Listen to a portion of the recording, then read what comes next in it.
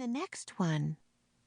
She and Jack stared at the stacks of books in the treehouse, books on the Amazon rainforest, ninjas, pirates, mummies, knights, and dinosaurs. All of them were closed. Only one book lay open in the corner. "We're just about to find out," said Jack. They walked over to the open book. They looked at the page the book was open to. It showed a picture of rocks and snow. "Wow," said Annie, running her finger over the picture. "I love snow. I wish we could go there right now." "Wait," said Jack. "We're not prepared." Then he had another thought. "And we're wearing our bathing suits. Stop!" "Oops," said Annie. Too late. The wind started to blow. The leaves started to shake. The treehouse started to spin. It spun faster and faster. Then everything was silent. It was as silent as the falling snow. Chapter 2, Bones. Jack, Annie, and Peanut looked outside. Snow was falling from a gray sky. The treehouse was in the tallest tree in a grove of tall bare trees. The grove was on a wide white plain. Beyond the plain were high rocky cliffs. "I'm cold," said Annie. Her teeth chattered. She wrapped her towel tightly around her. Squeak! Peanut sounded cold too.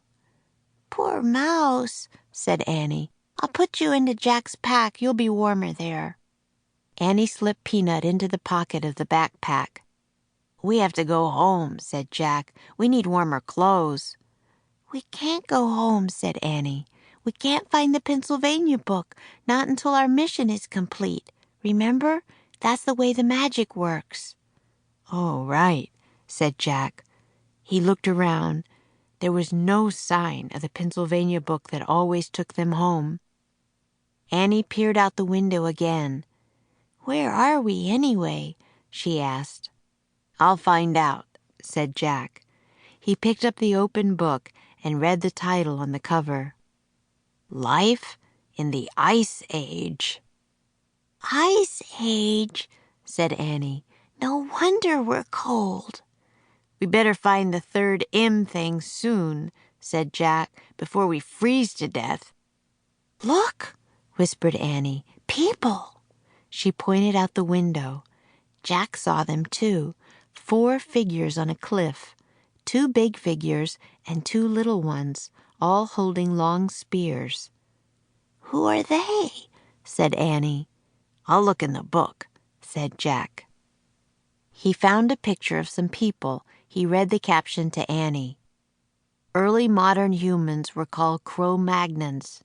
During the late Ice Age in Europe, they sometimes lived in caves beneath cliffs. "Why are they carrying spears?" said Annie.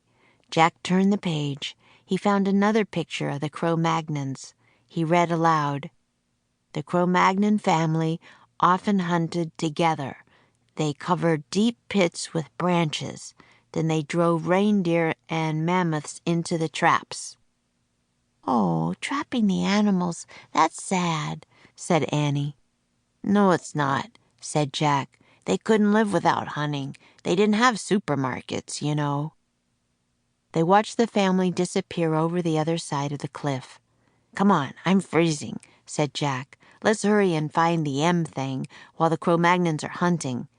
"But I want to meet them," said Annie.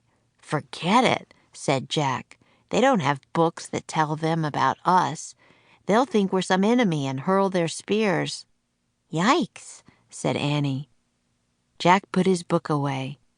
"Squeak!" Peanut peeked out of the backpack.